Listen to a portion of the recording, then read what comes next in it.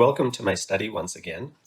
Today we begin the last section of the course concerned with formal modeling of the appropriate use of the kind of information generated from the first two parts of the course. The first part concerning theoretical hypotheses in general, and the second part concerning statistical hypotheses and the expansion of statistical methods to look for causal hypotheses and test them. Once you get such information, that produces for you the kind of information you need for decision making. But decision making itself is a perplexing thing. How to do it well, how to do it rationally. It's not clear once you have the information at hand exactly how to treat it. I remember when I was an undergrad, the valedictorian gave a speech at graduation. And in this case, the valedictorian was, I think he was from the business college. So he was a business student, and so he stands up and he says, I'm going to give you insight into how to make the best decisions possible. And it turned out not to be a complete waste of time, but his method was certainly formally inadequate. The method was get out a sheet of paper, list pros and cons for a particular decision and the options you're facing, and then figure out what to do based on that list. The problem is all the hard work happens at the figure out what to do level. One thing that we would like to be able to do is try to regiment that stage of decision making as much as is possible. The ideal, I suppose, would be if we could develop little handheld pocket calculators and you punch in some information and then it kicks out an answer as to what you should do. That's, of course, an unrealistic ideal, but it would be nice to see, given background information, given as much information as we could get, how should we go about this task of using the information available to us and figuring out what to do based on it. Chapter 9 in Giere begins our discussion of this matter. So what we're going to do for Chapter 9 is we're going to look at the models that are being used for decision theory. The language of models is, of course, essential to Giere's approach to all of these questions. So we'll look at the models of the parts, and then it turns out there are two different kinds of decision making that we need to think about. Sometimes you don't know anything about probabilities between 0 and 1, but instead you have to make decisions based on either complete certainty or complete uncertainty.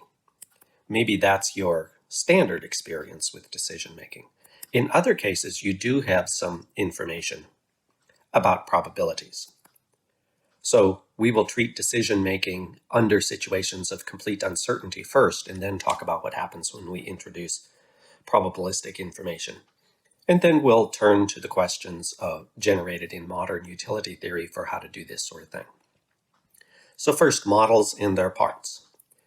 The central terminology here involves matrices on states and actions. So states are states of the world. So suppose you have, ideally what you want here is an exhaustive set of incompatible options regarding what the state of the world is going to be like. So think about investment strategies. You're going to invest some money and you have to predict something about what the future is going to look like. Will there be a recession in 10 years? Will there be one in 10 to 20 years in that time frame? Or will a recession be postponed longer than 20 years? Suppose those are your three guesses as to what the future will be like. Now notice those three states, each of them are incompatible with each other, and they're jointly exhaustive. Sometimes you don't have jointly exhaustive ways to specify, and then maybe you add a catch-all category about something else, which would be equivalent to not S1, S2, or S3.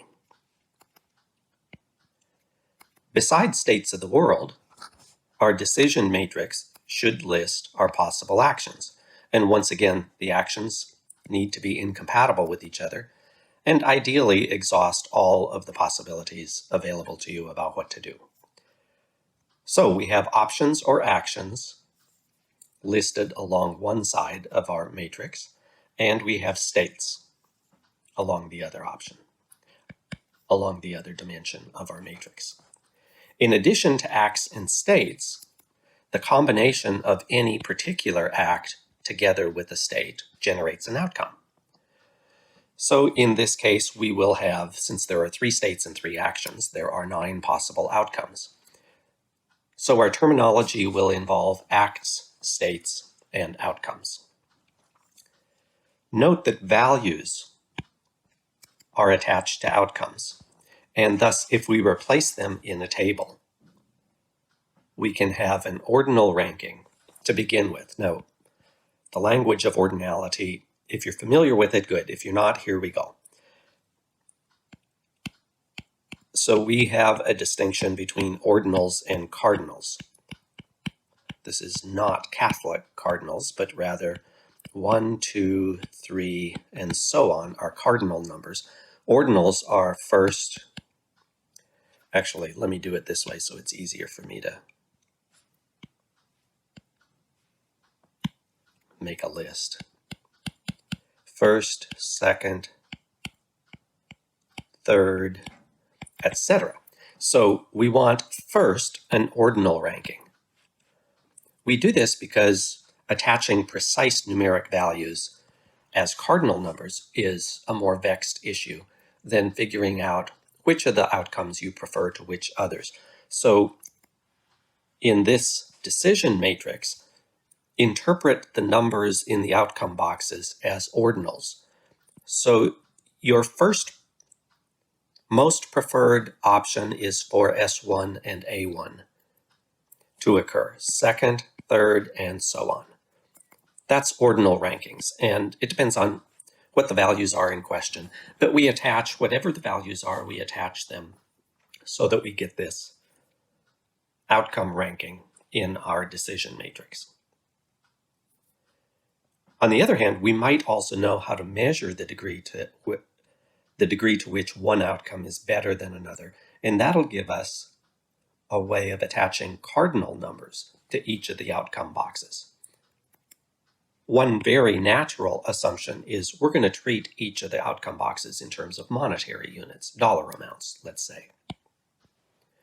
So, for example, suppose the dollar amounts for each outcome box are these. Notice here the best outcome is A1S1. The worst is A2S2. I wish all of our decisions were like this, because notice all of the numbers are positive. So if the states are exhaustive and your actions are exhaustive, you're going to put money in your pocket. Wouldn't that be nice if that were generalizable? So let's consider a particular case where we might try to do such a thing, apply such a decision matrix to our problem. So we're drawing a marble from an urn, and before drawing, we guess as to its color. To make this have some practical significance, you don't get to participate in the case except by making a bet. And so we have a bookie who takes your money. He says the bet costs $10, and if you draw the color that you predict, you get $100. So for this table, we assume these options. The marble might be red, green, or blue, or none of the above. You can't bet on anything, let's suppose, other than red, green, or blue. So the states of the world are these, and notice if it's red and you bet on red, you get $90. Same for green and green, same for blue and blue. If it turns out you draw something, say a white marble, you lose no matter what.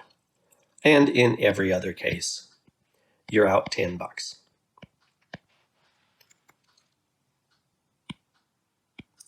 Should you take this bet? Should you play this game? I think the answer to this is you would like some more information. In particular, you'd like to know something about what the probabilities are.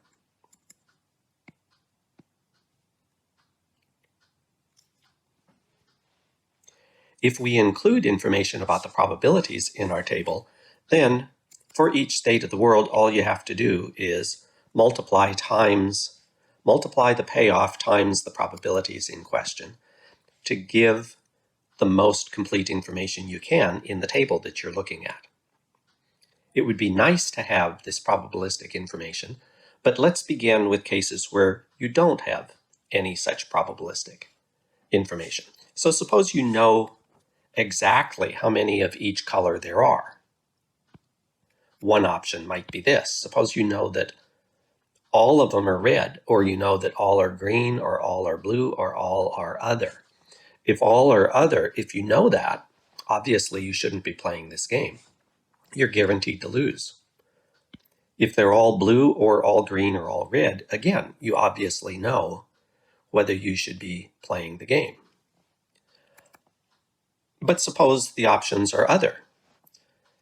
Suppose 70 of the 100 marbles that you could select are none of red, green, or blue. Since you can only bet on red, green, or blue, you have a way of deciding whether you should take the bet.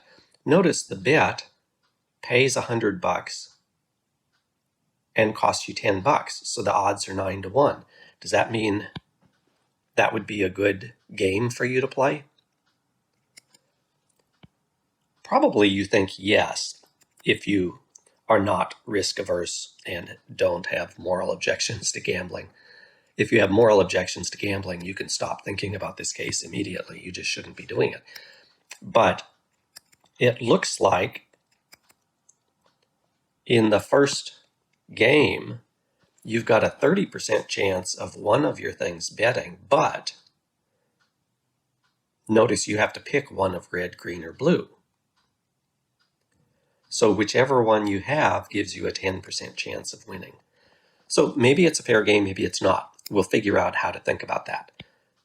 But as the odds go up, the game looks more attractive.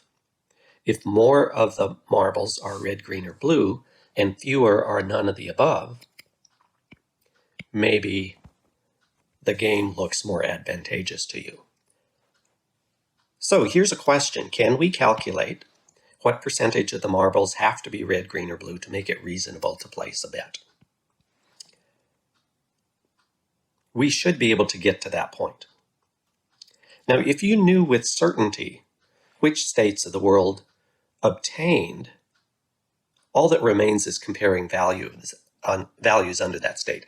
So if you knew, for example, that you were going to draw a blue, for example, you knew that maybe you have a way of cheating at this game so that somebody fills the urn with all blue marbles. Well, then there isn't much of a mystery as to what you should bet on. You'd be crazy not to bet on blue.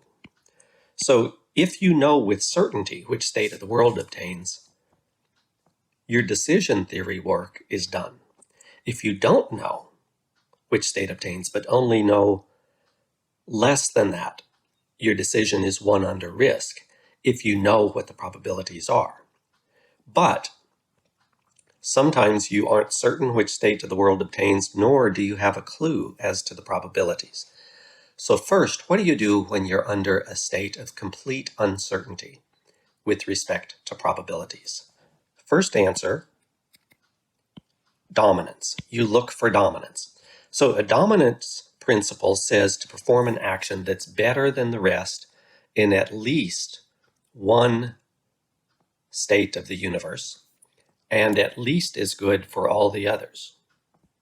So start with the simpler one, a dominance principle that says pick the action that beats all the others regardless of which state of the world obtains. So if that were action 1, then outcome 1 would be higher than outcome 4 or 7. Outcome 2 would be higher than 5 or 8. Outcome 3 would be higher than 6 or 9. But then you worry, well, what if some of those are tied? So for example, go to state 3 and suppose all of these outcomes are the same, but outcome 2 beats 5 and 8, and outcome 1 beats 4 and 7. Then you'd say, oh, that's okay. We'll still call that dominance for Act 1. And then you ask again, what if 2, 5, and 8 are all tied as well?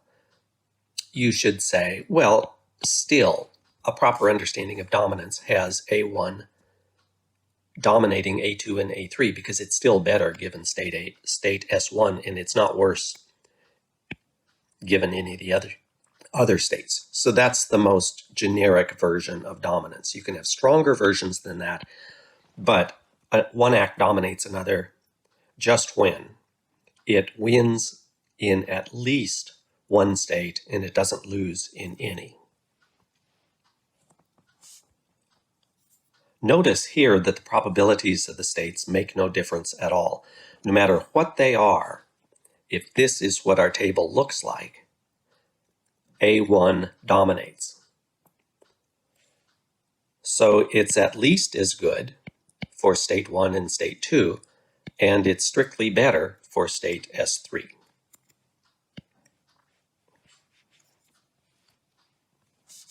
Suppose, though, that the dollar amounts, here we're assuming we're talking about $21, $7, $5, etc. Suppose, though, that the dollar amounts are much, much higher for you, so high that you really don't care. So let's make them be billions of dollars. I expect for most of you that you're indifferent given this. Well, maybe you're not completely indifferent, but it wouldn't be surprising to find yourself being indifferent. When money amounts go up high enough, the differences between dollar amounts diminish to total insignificance for most of us. So I'm pretty sure for most of us, the difference between $21 and $23 billion is insignificant. Maybe it's not, though. Maybe you have a social conscience and you say, look, if I got 23 billion rather than 21, I'd have 2 billion just to hand out. And that would be a good thing, and I value that. So depending on who you are and what your interests are like, that's fine. But you can imagine a person that says, look, if I only get 5 billion, once I get to that point, I really don't care at all. It's utterly inconsequential to me and what I care about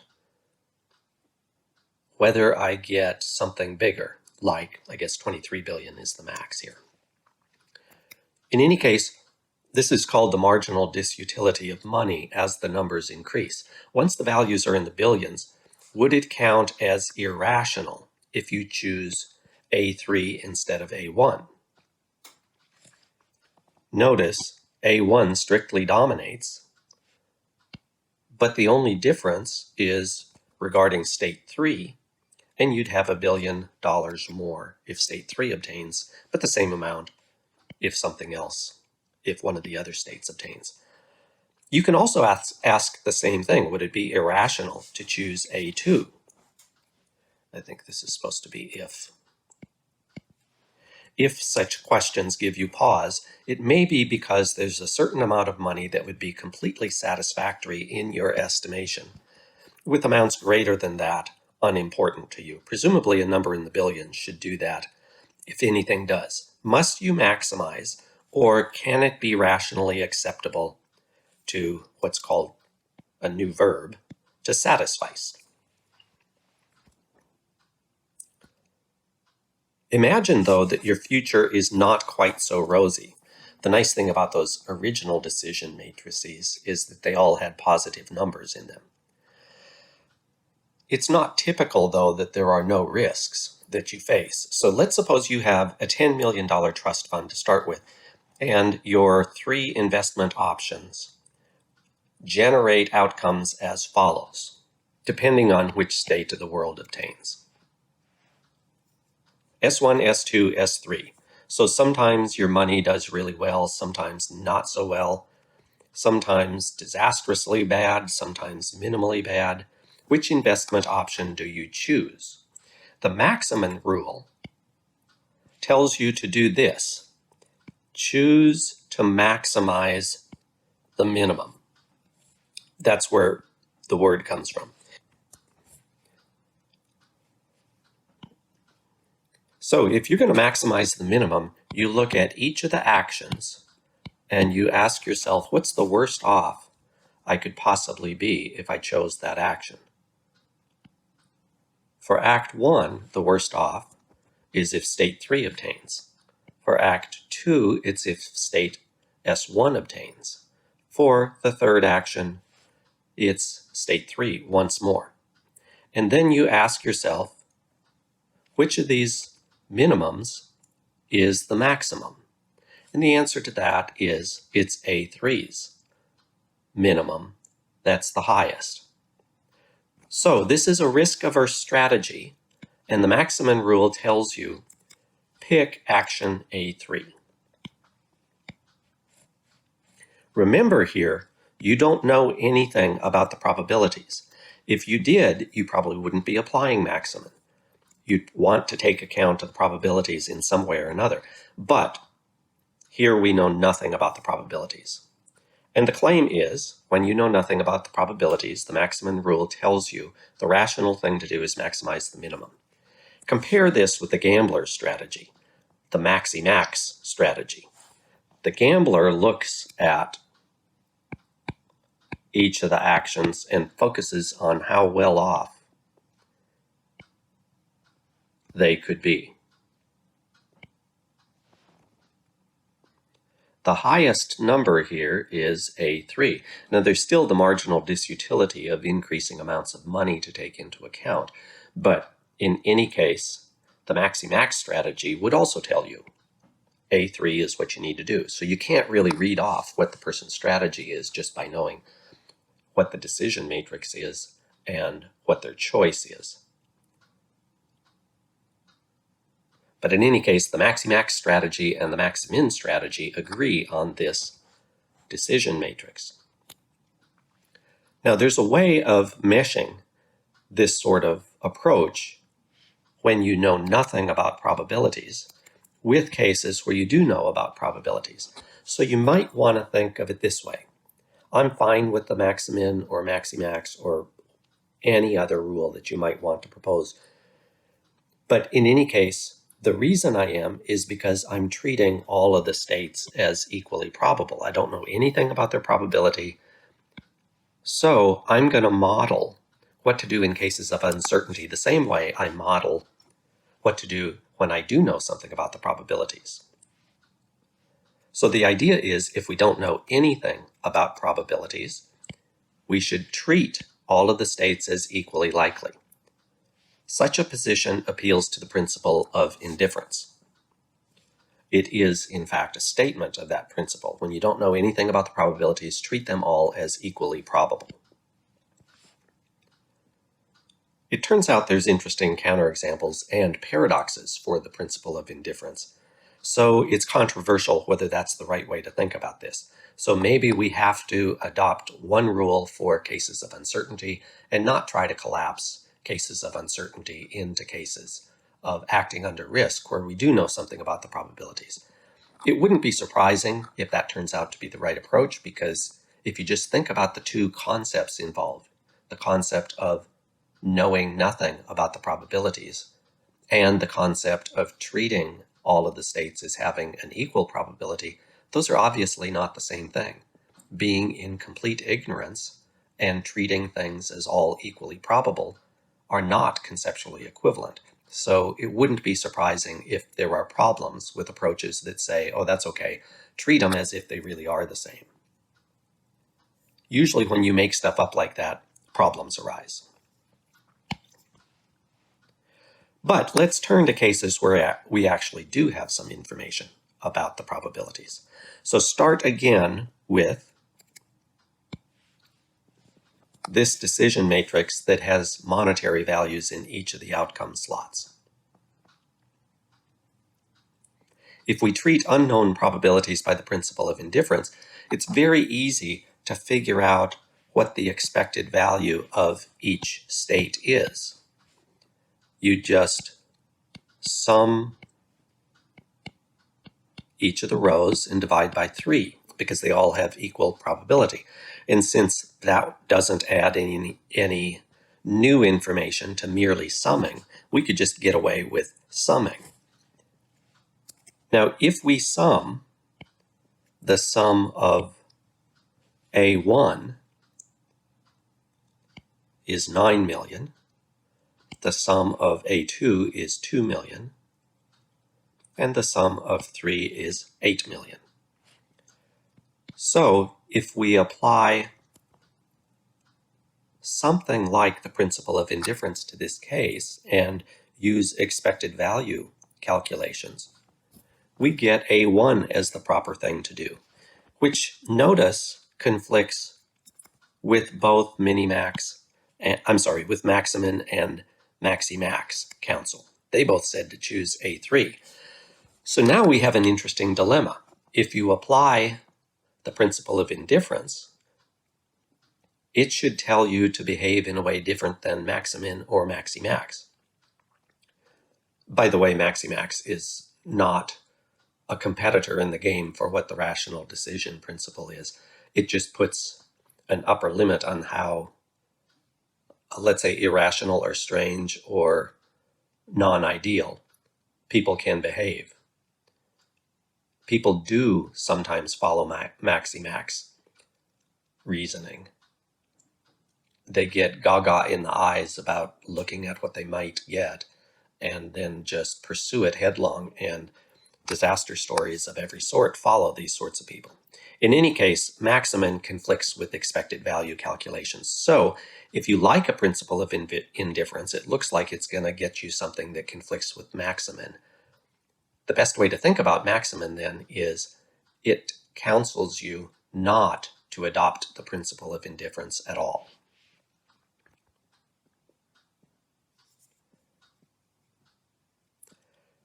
Consider what happens, though, when we know something more. Suppose we know, for example, that the probability of state S3 is twice that of S1 and S2 combined. Now, what we can predict about these probabilities depends on our decision matrix, whether the states that we've listed are actually exhaustive. So at the end, I'll say, notice that there could be other probability distributions for the 3 states. That, of course, assumes that the states aren't exhaustive. If they are exhaustive, you can calculate what the probabilities are here. Actually, not quite, because I didn't tell you that the probabilities of S1 and S2 combined, I didn't tell you that they're the same. So if they're not the same, it doesn't matter. If the probability of S2 is twice that of them combined, S3 will have to be 2/3, and the combination of S1 and S2 will have to be 1/3. But you can get that combination to equal 1/3 without having S1 be the same probability as S2. So let's treat the matrix as being an exhaustive one, because that's really what we should be looking for anyway. So what we know is the probability of S3 is twice that of S1 and S2 combined. That gives us a probability of 2/3 for S3, and if S1 and S2 have the same probability, then they both have a probability of 1/6. We can then multiply these probabilities times the outcomes in each of the boxes, but it's easier just to note that S3's probability is 4 times that of S1 and 4 times that of S2, which means what we can do is just multiply the outcomes for S3 by 4. If we do that, the sum for Act 1 is minus 36 million. These probabilities for the states is very hard on A1. The sum for A2 is 13 million, and the sum for A3 is equally harsh. It's minus 31 million. So notice what happens to our matrix. We had the same outcome amounts in the boxes, but this time A2 has a much greater expected utility than A1 or A3. So when we treated the matrix as one under complete uncertainty, Maximin told us to go for one action. When we adopted the principle of indifference and used expected value calculations, A1 turned out to win. But if the principle of indifference wasn't accurate, if we knew more about the probabilities, A2 can turn out to win. So, under uncertainty, we have to take into account as much as we can about the probabilities that we know. And a Maximin theorist is going to recommend not pretending that you know something about the probabilities when you in fact know nothing. By the way, the Maximin rule is most famous in political theory in the work of John Rawls.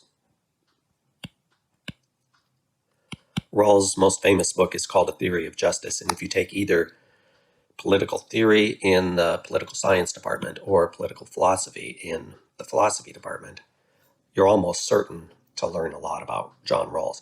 Rawls' view is that a just society is one that endorses the Maximin rule and so is just to the extent that the arrangements adopted are to the benefit of the least advantaged in the society. Notice we have been talking about expected value. So one of the things that people object to about standard approaches of decision theory is the economic model that it seems to endorse, that everything everywhere is always about money. But you know that not everything is always about money, or at least I bet you a lot of you think there are other things that matter in life other than money. That would be a wise position to hold because money is at best instrumentally valuable. So if it's instrumentally valuable, it's valuable because of what else it'll get for you. So these other things are the things that might be intrinsically valued or valued for their own sake. And people who value money for its own sake, I don't quite understand. That leads us to a worry about decision theory that relies on calculating expected value. And for this, it's worth paying attention to the tradition that arises from Frank Ramsey, where we replace the notion of value with that of utility, stuff that matters. So value in the Giere textbook is monetary in nature. It's always about the money. But utility need not be counted in terms of money. In fact, trying to turn what you care about into monetary units is a bugaboo for decision theory. So what would we do if we wanted to do utility theory without characterizing everything we talk about in terms of dollar amounts? That's where the work of Frank Ramsey comes in. Frank Ramsey, he died very young. I believe he was like 27 or 28, and he died in the 1920s. He was a philosopher in Great Britain, worked at Cambridge, was one of the stars at a very early age, but then died very young. Nonetheless, his work turned out to be enormously important in a number of different areas, and probably this one is the most important area. It's how to generate preference orderings when we refuse to characterize what we care about in terms of monetary units. So the problem Ramsey meant to address is that of an economic model of decision making with the values in question always assigned monetary amounts. To avoid the economic model, we need a scale of utility for each person. We can get one by starting with a preference ordering. So let's start just with an ordering. So list the things in ordinal order that you care about. If you're young, healthy, and strong, health doesn't usually show up first on the list of things that people say they care about. Maybe they do care about it actually, but it doesn't enter their conscious stream of deliberation very often. As people age and become more sickly, maybe it comes to have a much higher level of concern in their preference ordering. But it doesn't matter what you put here. I mean, it can be crazy maybe the thing you care about the most in the world is your baseball card collection.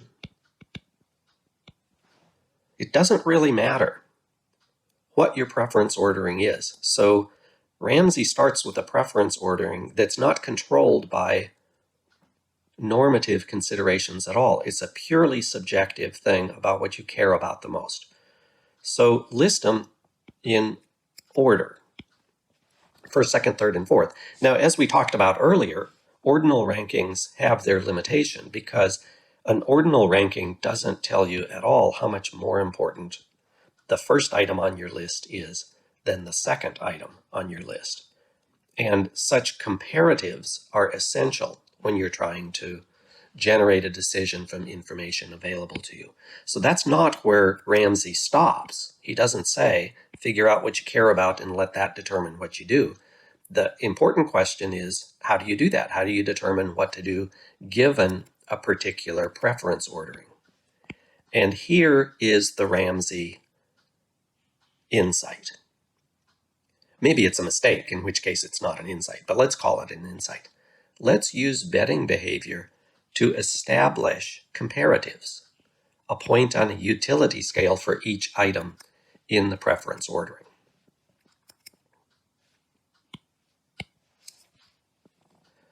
So the bet, we're going to offer you a bet on a claim that he says is ethically neutral for you.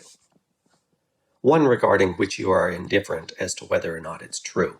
So examples that he likes about what an ethically neutral proposition is would be things like this.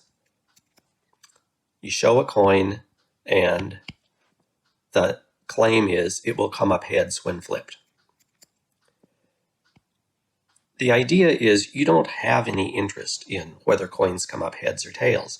If you do have an interest in that, then that claim is not ethically neutral for you. So here's a good example. In the religious tradition I grew up in, there was some real worries about decks of playing cards, that they were somehow anti-Christian. It wasn't that cards themselves were morally loaded. That's not true because they would play other card games. But if you took a standard deck of cards that were used in, say, gambling casinos and the like, the joker was especially suspect. So if you hold out to such a person a standard deck of cards and say, here's the proposition we're considering, the next card drawn will be the ace of hearts, that wouldn't be ethically neutral for the person because they do care about things having to do with ordinary decks of cards. So you have to pick something else. In any case, pick something that's of no concern. That's an ethically neutral proposition. Now, take your list of preferences. Remember, your list has to be complete for this to work. So preference 1 all the way down to preference n. So we're going to assign 1 to your most preferred option and 0 to your least preferred. This is going to be kind of nice because this will establish a range of values on which we're going to measure your preferences that lines up nicely with probabilities, which also range from 0 to 1. So you have your most preferred option and your least preferred option. Then, for each remaining preference, we look for odds. We look for odds for a bet on the ethically neutral claim that give you your best or worst preferences, depending on whether you win or lose the bet, versus getting the preference for sure. Odds that render you indifferent between that bet and betting on the object of the intermediate preference. So the idea is you now have your most preferred option. It gets a value of 1. And now you have some other preference. We're trying to assign a number to that. So we look at your betting behavior in terms of odds.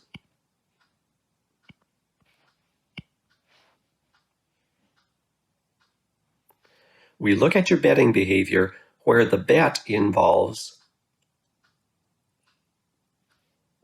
If you win the bet, you get this preference. If you lose the bet, you don't have that preference satisfied.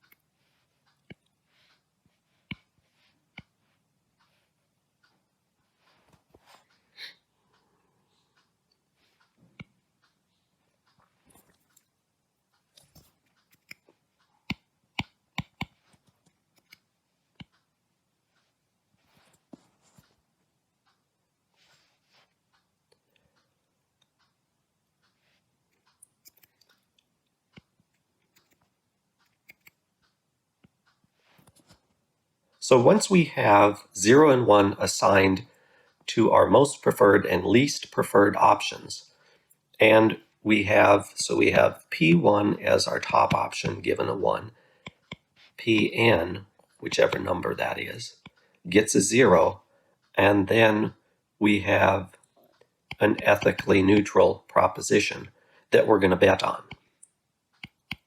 We're going to take a bet on this ethically neutral proposition, and we need to know what odds you would want on this bet. Remember, if you win the bet, you get your top option, and if you lose the bet, you get your least preferred outcome, least preferred option.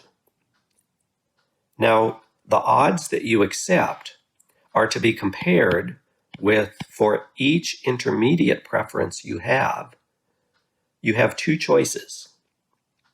Accept this bet at the specified odds and take your chances on whether you get your top option or your worst option, or getting that preference for sure.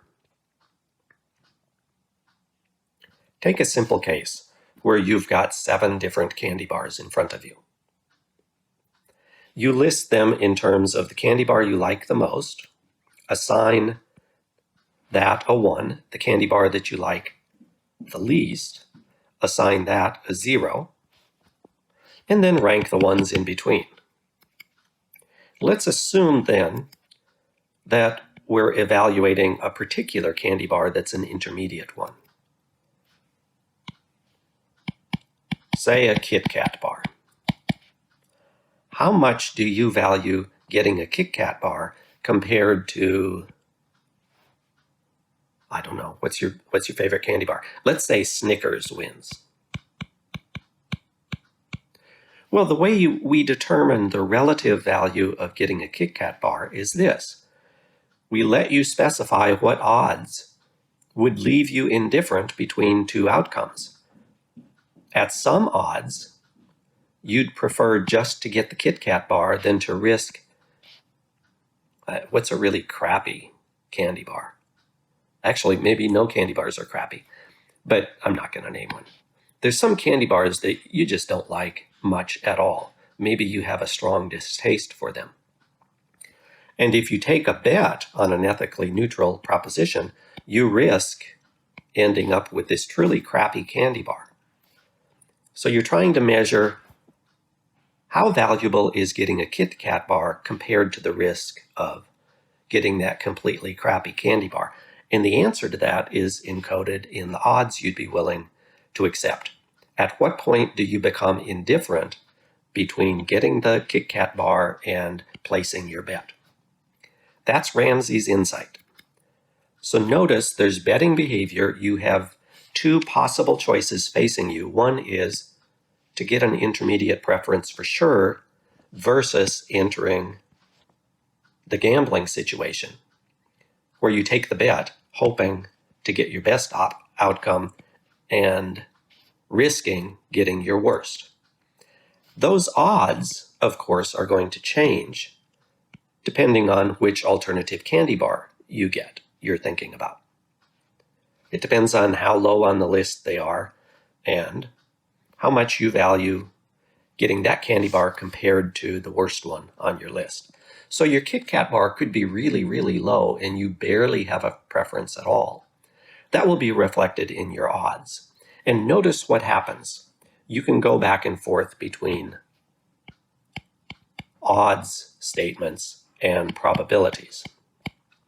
where probabilities are on a scale strictly between 0 and 1. So if you have 9 to 1 odds on a certain bet, you put the first number as the numerator and the second as the sum of the two. So an odds of 9 to 1 generates a probability of 0.9. Once we get this bet at given odds that you're indifferent between taking the bet and getting the intermediate preference for sure, we can then assign a number between 0 and 1 to that intermediate preference. So for the Kit Kat bar, if the odds were 9 to 1, then we would assign on our preference ordering a value of 0.9 to that preference. And in this way, Ramsey said, we can generate numeric values between 0 and 1 for any preference you've got on your scale, and we don't have to go this route of trying to assign numeric values to anything anymore. By doing so, thus, we get, instead of a value scale, in Giere, talk about value is always talk about money, but the utility scale from 0 to 1 that allows us not only to order your preferences, but also to measure how much more you prefer certain things to others. Because if your gap between your top preference and your second preference is a gap of 0.1, but your next gap is 0.3, that's worth taking into account when you're deciding what to do. We can then use Ramsey's method to replace the economic model that counsels maximizing expected value with a more general one that recommends maximizing expected utility. We simply replace the values in question with the utilities generated by Ramsey's method. And we multiply these utilities by probabilities, letting expected utility be the sum of such weighted utility outcomes. It's a minor change to the use of the matrix that we've got in front of us, but it gets around this problem that not everything in the universe revolves around money. There are conceptual difficulties with Ramsey's method, though, that lead to modern utility theory, and the big names in modern utility are von Neumann and Morgenstern. So modern utility theory derives from the work of von Neumann and Morgenstern in the 1950s. They were especially concerned about this notion of an ethically neutral proposition in Ramsey. To avoid that, what they do is they replace that notion with just a lottery notion. Now notice we're in a gambling context when we do that, but that's no different than what we had with Ramsey, because Ramsey had you already placing bets. So the notion of a lottery doesn't introduce anything that wasn't there already in Ramsey. So the lottery is a gamble that gives you your most preferred item if you win and your least preferred if you lose. We then compare each preference with getting into such a lottery, asking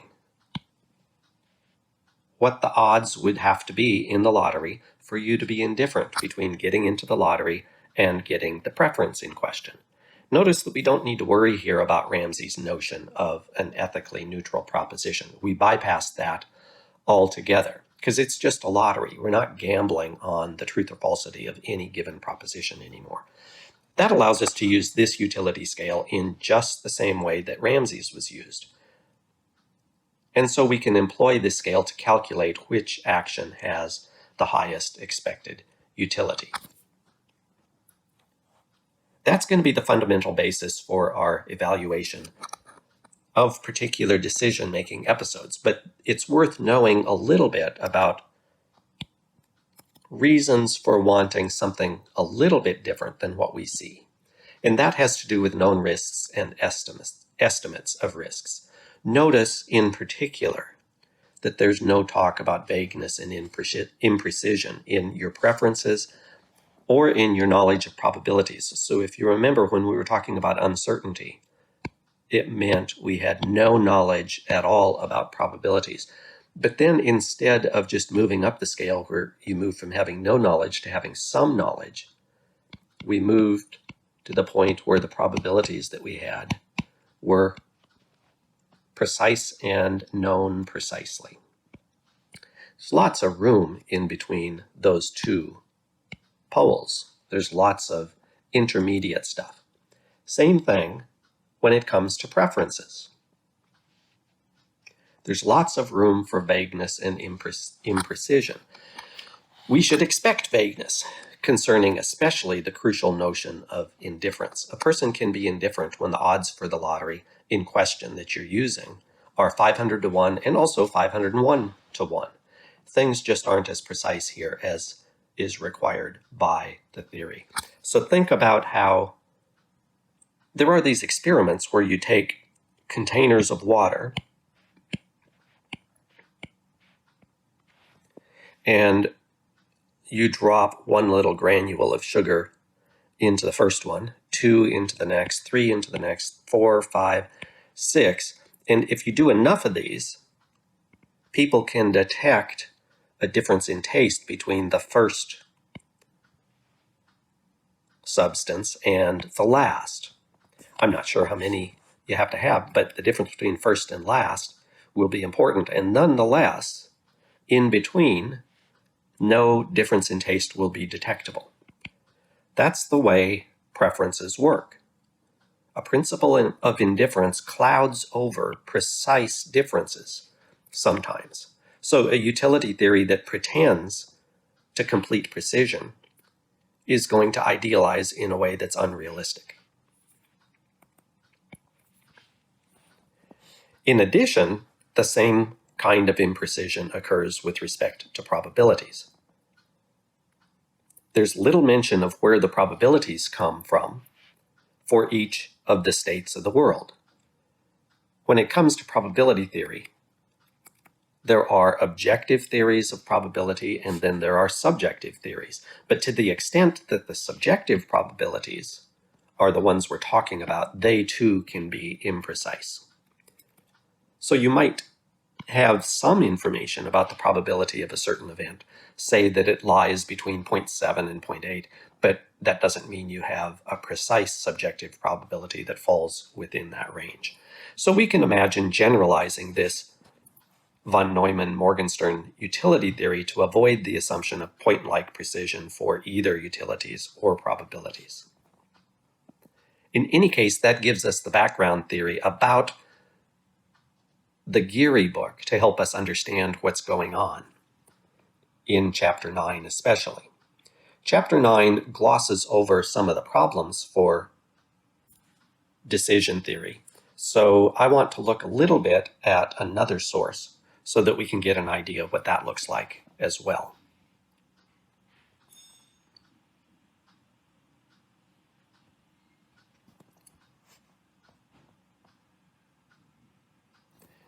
This material is from a book by Michael Resnick, who taught at the University of North Carolina in Chapel Hill his entire life. Some of the terminology is different, and I'm going to skip over some of that because that's not as important as some of the supplementary material that goes beyond what we saw in the Giere book.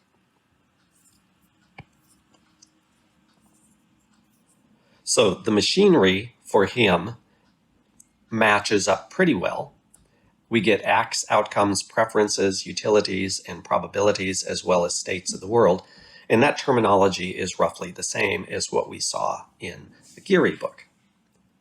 Here's an example for decisions under risk. It's about focusing on your career and postponing a family, or starting a family now and postponing a career. So suppose you've abstracted in such a way that those are your two choices. You worry about what your life will be like 7 years from now. In light of the uncertainty here, there are 4 possibilities, and you have no idea, let's suppose, what your probabilities are. Here's another case. You need a car for a year. You have excellent mechanical skills, so you're good at assessing the reliability of used cars. You'll sell the car after a year. You've narrowed your choices to 2 cars. One is 1 year old and costs $20,000. The other is 10 years old and costs $5,000. If either breaks down, you plan to rent a car for the remainder of the year, which will cost you $400 a month. You expect each car to depreciate 10% over the next year. You're trying to figure out which car to buy.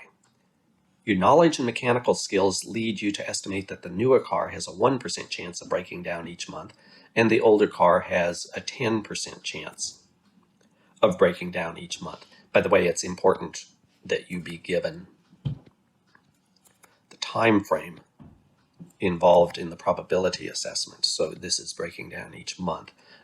It's not 1% chance of breaking down over the course of the entire year or 10% chance. So Resnick, as Giere, first talks about decisions under ignorance and initially talks about the dominance principle. After considering the dominance principle, he introduces the maximin rule. He doesn't talk about maximax because nobody trying to be rational is going to be employing maximax. There's an extension of the maximin principle, though, lexical maximin. So suppose you've got a matrix in which the minimum is tied between two different states, two different actions. The minimum for Act 1 is X, and the minimum for Act 2 is X. So it's the same minimum, and the maximin rule gives you no advice on what to do about that. Lexical maximin tells you what to do. It says, eliminate all the rows except the tied ones, cross out the minimum numbers. So if maximax generated a tie between A1 and A2, then you throw out all of the other actions. Then you cross out the minimum numbers that generated the tie and compare the next lowest entries for the acts that were tied on the original maximin rule. If the maximum of these is still tied, repeat. If you end up with a tie all the way down, maximin doesn't tell you what to do. The two end up simply being tied. But lexical maximin can generate a response for how to break the tie if one arises. More generally, though, we can also use an optimism-pessimism scale. So remember, one of the things that stands out about maximin as a rule is that it is inherently conservative. It says the focus of your attention in a decision under ignorance should be solely on the worst outcome for each action that you might perform. Now, that's a very pessimistic way of approaching things. Some of you might think, look, we don't always have to assume the worst and make decisions on that basis. Sometimes a bit more optimism can be appropriate. Sounds fair enough to me, so you can generalize on the maximin rule and what underlies it by picking some number alpha on an optimism-pessimism scale between 0 and 1. So pessimism is the 0 value. If you're a crazy optimist, you'll assign 1 as the value for alpha, and then you'll end up endorsing maximin. If you max out on the pessimism side, you end up with maximin. You worry about the worst outcome, and that's the only thing you worry about. If you adopt this optimism-pessimism generalization of the maximin rule, you get a scale between maximin and maximax, depending on what your value for alpha is. This rule multiplies the maximum for each act times alpha and adds to it the minimum value for each.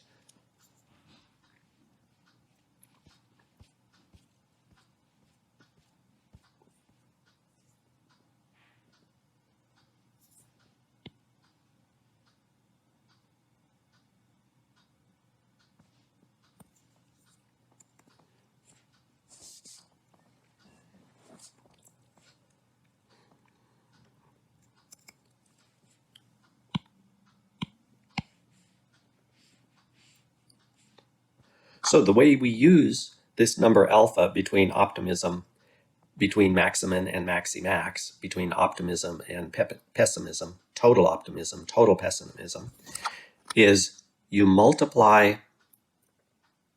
the maximum for each act times A and add it to the minimum value for each act times 1 minus A. That will generate a scale for you somewhere between maximin and maximax. And it gives you a nice intermediate position depending on how much of a risk taker you are. Now notice it allows you to be completely pessimistic all the way to completely optimistic, and it passes no judgment on anybody regarding where they go in there.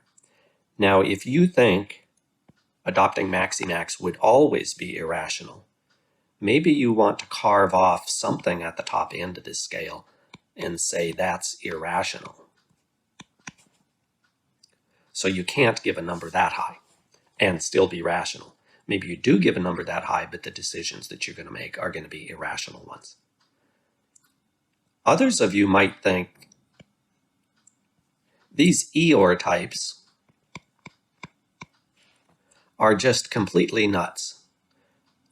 The world is scary, but it's just not that scary. So maybe you'll carve off something at the bottom end as well and say, maximin is just too pessimistic. I'm not going there, and you shouldn't either. We don't need to settle that question, though. Right now, we just leave it open and say, look, here's how people can behave. You get a number between 0 and 1. It generates a scale running from maximin to maximax. And there's a way of calculating values generated by that. So notice we get, once you leave the land where dominance decides for you, dominance actually rarely decides for you what to do, so you got to do something else. And the first option is maximin. Then somebody says, well, maximin also leaves you uncertain what to do. So you introduce lexical maximin. That solves some problems. But then somebody says, I think maximax looks really good to me. You think they're nuts, but now you have a scale from complete pessimism to complete optimism. And that's what the optimism-pessimism scale does. It takes us past both dominance and maximin reasoning to something that takes account of differences in rational risk aversion. Some of you are very risk averse, some of you are less so. That's fine. The next step moves us, just as it did in the Giere book, further toward decisions under risk, under known risk. The first is introduce probabilities by adopting a principle of indifference. On that, we treat ignorance as if we knew something about the probabilities. So when all we have is ordinal information, we might use the minimax regret rule, which is a further rule taking us beyond original dominance and maximin. Here's how the minimax regret rule works. Pick an act whose maximum regret is minimal, where we define regret as the difference between the maximum for each state and the utilities for that state. An example will help you see. So here's an ordinal preferences only. We've already seen that. The numbers here stand for first, second, third, fourth, and fifth. You can have ties on the ordinal scale. A dominance illustration, you can look at this and determine which of these states dominates the others. The answer is A1, in case you needed some help figuring it out. What does maximin require for this one? Well, for maximin, you look at the minimal values for each. So maximin favors A3. What does lexical maximin tell you? Well, here you pick again the minimal values, and notice A2 and A3 are tied according to maximin. So the first thing to do is throw out A1 and then throw out the two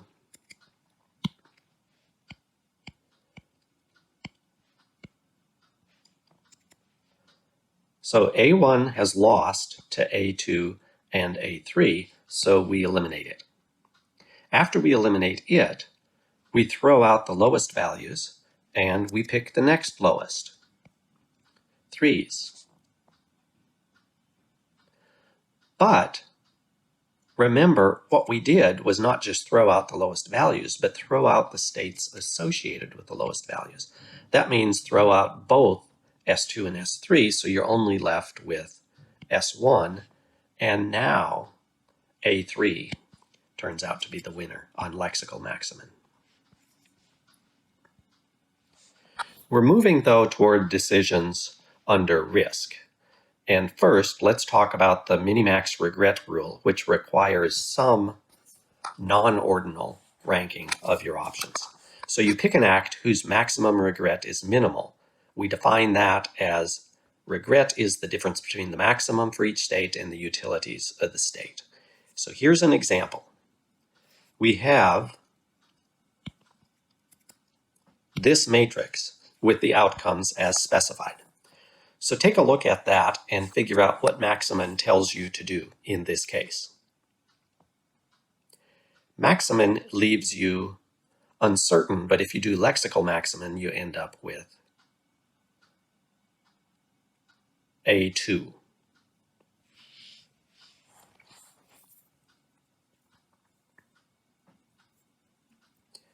From an initial matrix, we can generate a regret table.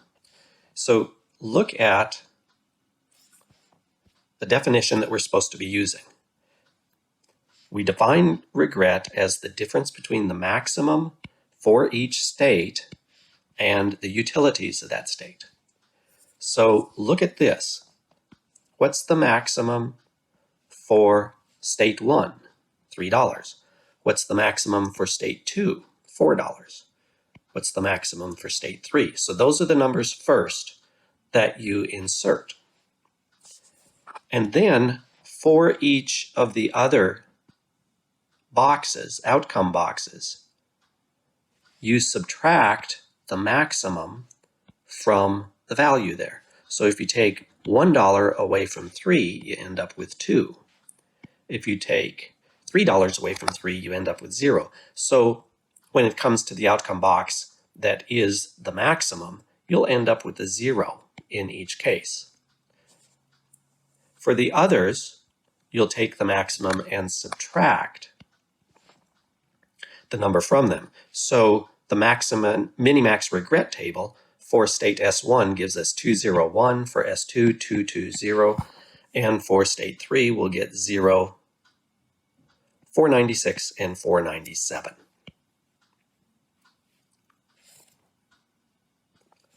So you can think of minimax as choosing a decision, ignoring the other states of the universe, but just paying attention to once one state of the universe is fixed for you, how sad are you going to be under that state? Now, many times we make decisions doing that. How rational or irrational it is isn't quite clear. But in any case, that's how you do it. That's how you generate a response by the minimax regret rule in comparison with maximum. So if you maximize the minimum, you get one sort of response. If you minimize the maximum regret, notice some of the regrets under S3 are enormous. So if you minimize the maximum regret you get for A1 is $2. The maximum regret for 2 is $2. The maximum regret for state S3 is $497.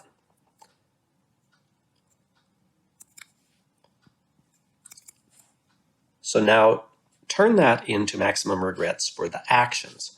What is the maximum regret for action 1? $2. What's the maximum regret for act 2? 496. What's the maximum regret for Act 3?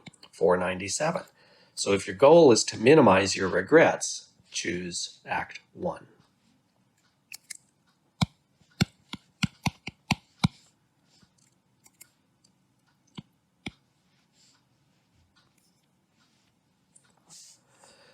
The most popular rule, though, is to maximize expected value. In Resnick's terminology, expected value and expected utility waffle between the two. So we're going to skip over that because we've already talked about the really important things in the history of decision theory in the move from Ramsey to the modern utility theory of Morgenstern and von Neumann. So we start out with values, and then we have a whole bunch of material which I'll leave to you to take a look at. What's interesting here that we haven't yet talked about, there are connections to rational belief and rational action, but the most interesting thing that I want to make sure we have some awareness of are the puzzles and paradoxes that arise for decision theory.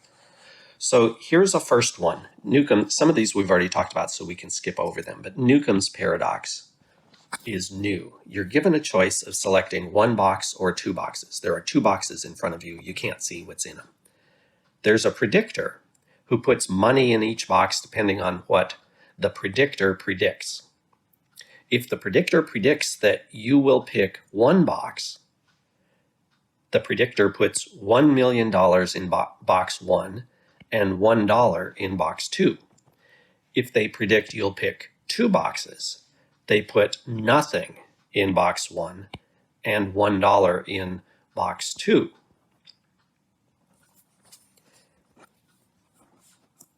The predictor, here's the trick though, the predictor has played this game millions of times and never made a wrong prediction. You know that going into the game. Question: what do? Are you a one boxer or a two boxer? This case pulls apart what's called evidential decision theory from causal decision theory. So evidential decision theorists tell you this is evidence, the fact that the predictor has never made a mistake. You should follow your evidence. So you should be a one boxer. Causal decision theorists say that's silly because the predictor has already put stuff in the box. So the stuff in the boxes is already fixed. You're going to get what you get. And notice if you ignore the information, or you're not ignoring it according to causal decision theory, you're discounting it because nobody can change the past. The only thing relevant is causes. If you're being a one boxer would cause the predictor to behave differently than he or she would otherwise, that would be one thing. But you can't affect the past. So what's in the boxes is already fixed by the time you come to make your decision.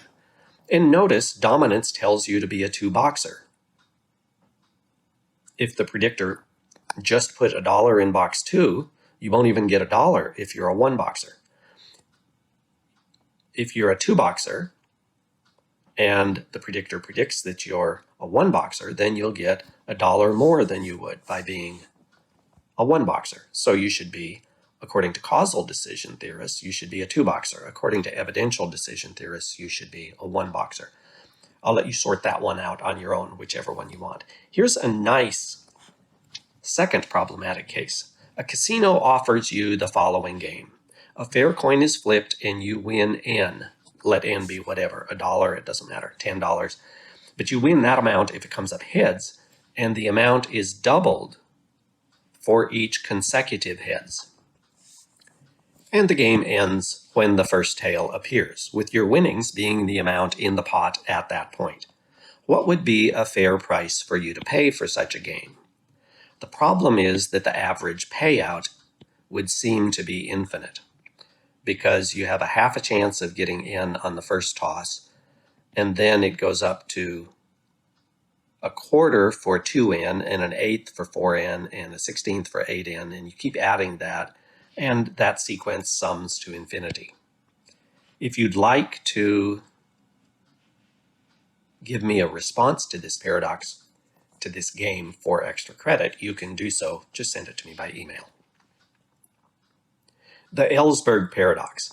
Suppose you have an urn containing 30 red balls and 60 other balls that are either yellow or black. You don't know how many black or how many yellow balls there are, but that the total number of black balls plus the total number of yellow equals 60.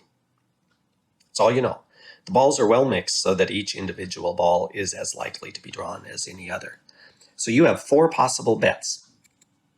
You can bet on drawing red, drawing black, drawing red or yellow, drawing black or yellow.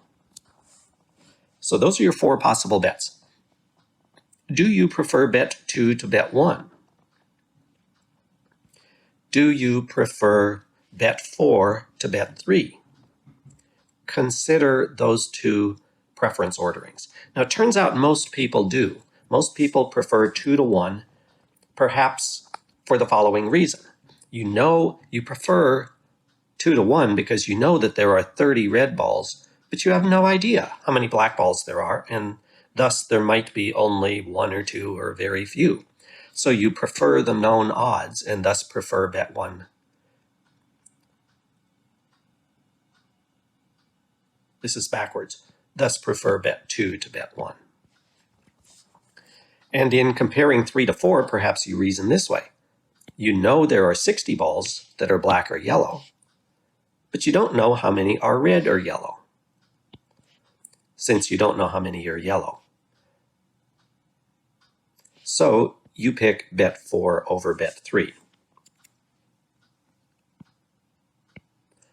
I'll let you inspect why that turns out to conflict with your earlier preference.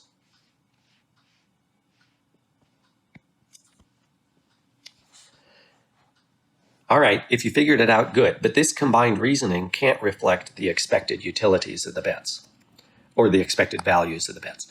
We have 2 utilities here, 100 and 0, depending on if you win or lose the bet. So the matrix, ignoring probabilities, looks like this.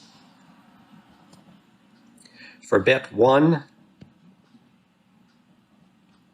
for bet 2, for bet 3, and for bet 4. Bets 3 and 4 give you a payout because they're disjunctions. So if it's red or black, you win on bet 3. If it's bet 4, yellow or black, you win. Okay, that's the matrix without the probabilities. So let P be the probability of getting a black ball, given that the ball is either black or yellow. Hence, the probability of getting a yellow ball, given that it's black or yellow, is 1 minus P. Then fill in the table appropriately using the values of 1 minus P and P. And the table now looks like this. And that lets you calculate expected utilities in terms of P. Note that bet 4's expected value can't be larger than that of bet 3. It's impossible. And bet 2's can't be larger than bet 1, so expected value reasoning contradicts the intuitive reasoning that most people are inclined toward. By the way, this man, Ellsberg, after whom it's named, is much more famous for the Ellsberg papers in the 1960s.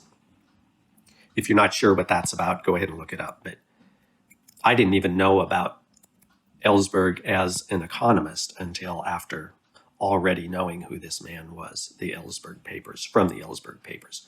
There are other problem cases that I'm not going to spend time discussing some of because you're already familiar in other contexts. The prisoner's dilemma is just you can either cooperate by staying silent with your partners in crime, or you can be a snitch. Which should you be?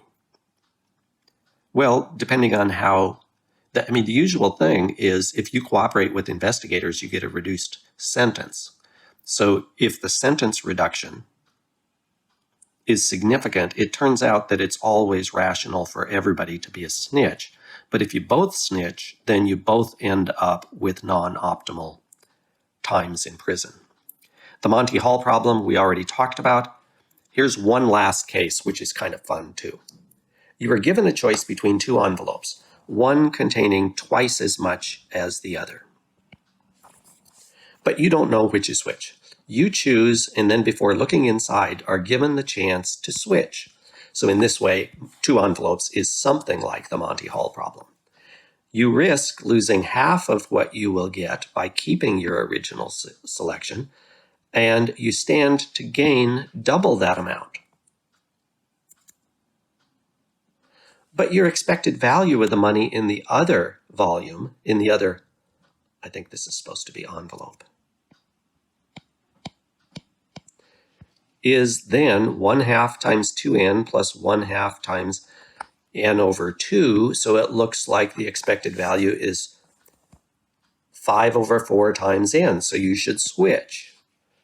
But that seems wrong. This is an interesting and much simpler problem than the others. I'll leave it to you to figure out what's wrong with the explanation here. But the explanation is wrong, and it's a fairly simple explanation.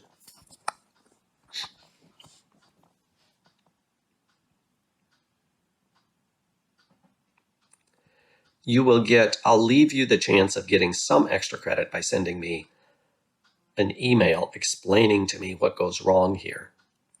For those of you who don't want the extra credit and want to know what goes wrong here, feel free to talk to me about it in office hours.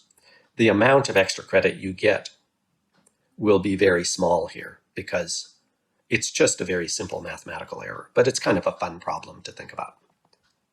In any case, that's all we need to learn about for Chapter 9 of the Giere book.